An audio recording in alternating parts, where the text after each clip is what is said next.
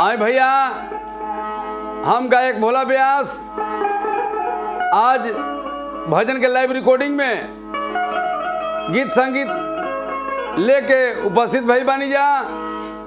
ये रिकॉर्डिंग में बैंजू प्लेयर हमारे टुनटुन जी, नाल प्लेयर सुबोध जी, जोड़ी पर महेश लाल यादव जी, बबलू सिन्हा जी, उपेंद्र कुमार जी और कोमल यादव जी, सारे लोग के सहयोग से रिकॉर्डिंग हो रहा बा।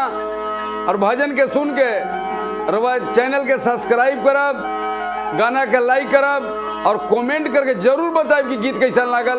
राउर सेवा में कितना सुंदर भजन जा रहा बा, एकरा करवा विचार करब। जैसे भारत के संविधान निर्माता डॉक्टर भीमराव अंबेडकर साहब संविधान बना के हिंदुस्तान एक रास्ता पर चले के रास्ता दिखा दिले। असी सनातन धर्म में मर्यादा पुरुषोत्तम श्री राम सनातन धर्म में कैसे चले के चाही एक करके दिखा दिले। एगो भजन प्रस्तुत बा।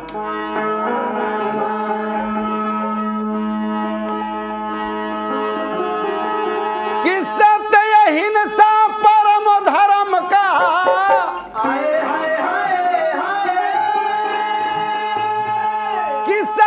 हिंसा परम धर्म का अज्ञान मानस, तो सनातन धर्म के खातिर सच्चा संविधान मानस।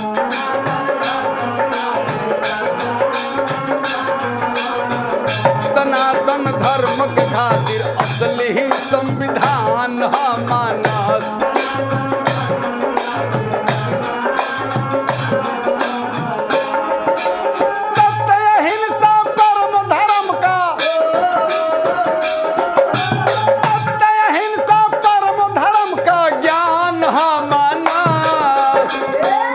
तो सनातन धर्म के खातिर असली संविधान मानस।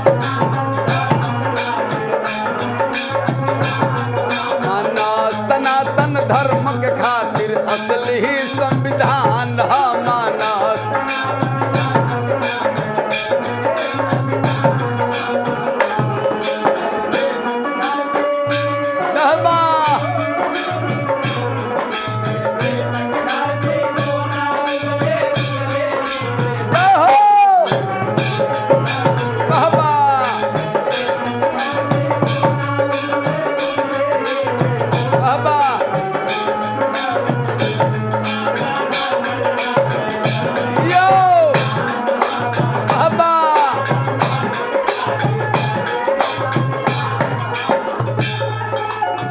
सनातन धर्म के उपासक करता धरता भगवान श्री राम रामचरितमानस में कह के दिखा दे रे। रामायण में बात वर्णित बका, जे बेटी के छूटा छोड़ल वो कर हलिया देखा।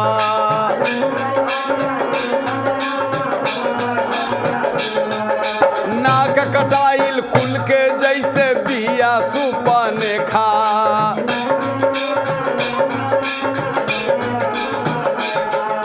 जे बेटी के छूटा छोड़ल वो कर हलिया देखा। नाक कटाइल कुल के जैसे बिया सुपने खा। सच्चा साधक खातिर सच में, सच्चा साधक खातिर सच में बान मानस। सनातन धर्म के खातिर असली संविधान मानस।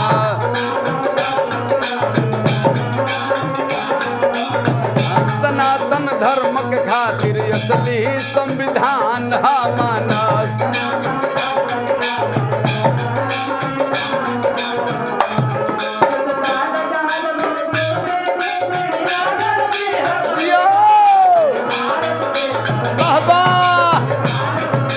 क्या बात है।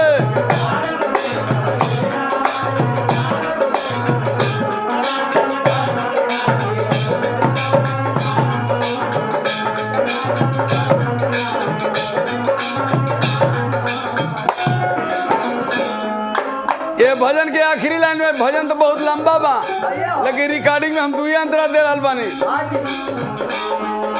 भाई भाई में फूट होई चल जाई कहियो जान।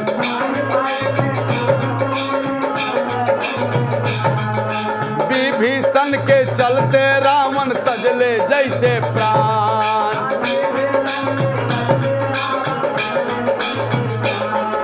भाई भाई में फूट होई चल जाए कहियो जान। विभीषण के चलते रावण तजले जैसे प्राण। पढ़ के अर्थ लगावला पर, पढ़ के अर्थ लगावला पर विज्ञान मानस। सनातन धर्म के खातिर असली संविधान मानस।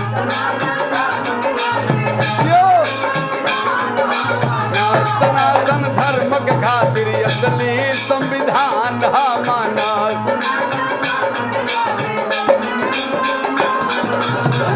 सनातन धर्म के खातिर असली संविधान